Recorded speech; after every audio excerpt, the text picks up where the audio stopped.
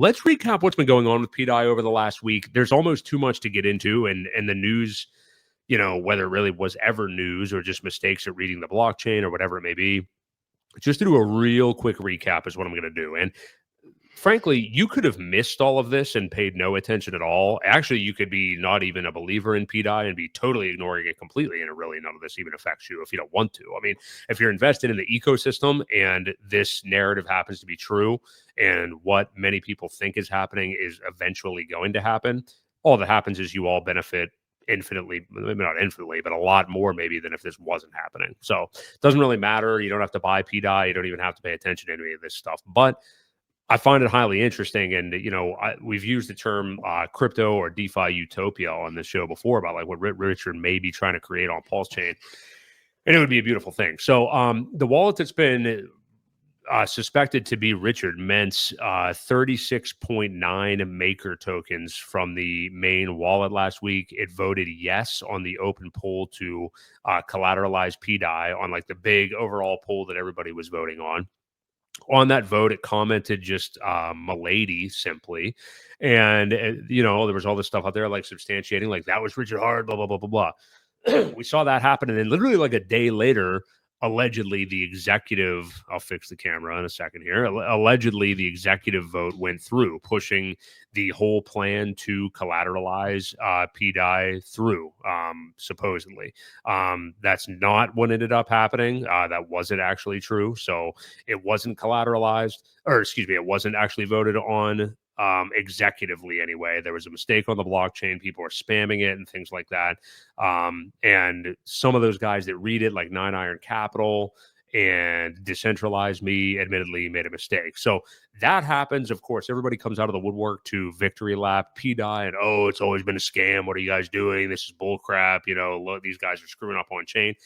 And admittedly, it isn't a great look. I mean, when you're out there feeling like you're confidently reading stuff on the blockchain and then you get thrown off like this, and then it's like, well, wait a minute. No, he did vote on the regular poll, but it's not the executive poll. And you just keep going back and forth every day, and it seems schizo. So I understand the look. That said, there are people out there that want to believe in extreme that this is just a fake narrative that nobody ever should have been paying attention to. And I simply don't agree with that whatsoever. But there are people out there that are going to want to push that and victory lap what they feel like they are correct about. So there's that. Let's see. So essentially, I'm just kind of looking at the notes. What the hell? This is using my wrong camera. I'll fix this shit in a second. Yeah, so I mean, I'm at a point where I'm 90% level of confirmation that that was Richard Hart that voted on the actual poll. And the thing to me, and I want to bring this point up to you, Ewok, and then I'll fix this goddamn camera, is I want your opinion on this. This is something Sami's been saying. I saw Decentralized Me's been saying it as well. For this to go on this long and for pDAI to be such talked about and, one of the biggest narratives on Pulse Chain, if you read into this stuff, for Richard to not denounce this emphatically over the last year and a half at any point, not only not denounce it, but kind of shill it basically and show the chart, not telling anybody to buy pDAI. No, I don't think he ever even quoted that it was pDAI or anything. He just has shown the chart in the past, say, hey, ETH bros, like there's some coins over here that have already done a 5,000x. You should check it out. Things like that when he's obviously talking about pDAI. I mean, for him to not denounce it when all these people are out there making this content, potentially getting themselves wrecked, quote unquote, on it, and the fact that pDAI has overtaken a couple of his own tokens in market cap already, I don't see how Richard would allow that to go on. So what do you make of some of the drama that kind of has happened with this stuff over the last week? I know you had some thoughts on like the on-chain reading by some people and stuff like that. And then also just the fact that Richard's never denounced this or anything. I mean, it seems like a leading indicator to me. Well, the fact that he's never denounced it, yeah, we have to remember Richard created a entire chain. That'd be like Vitalik coming out and saying, hey, that's not me. You know what I mean? So you kind of have to compare that.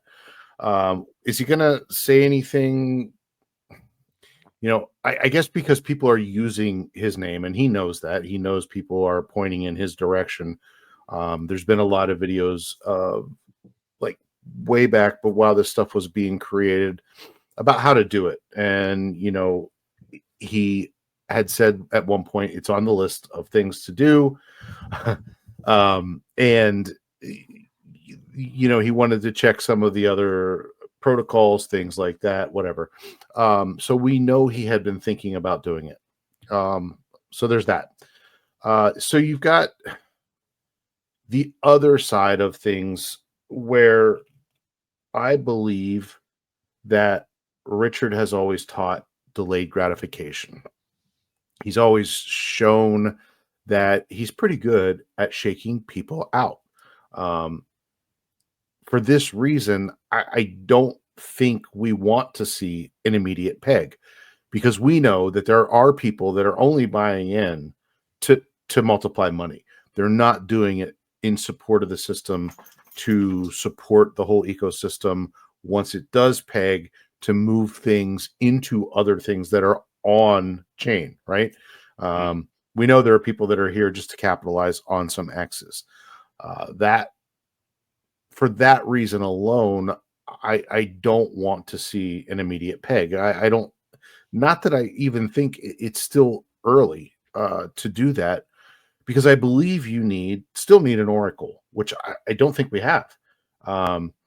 The maker DAO has to connect to an oracle to know how much to collateralize. When are these things going to go into sell mode? When are they going to go into collateral liquidate mode, where things get burnt and tokens get sold to make up for the difference?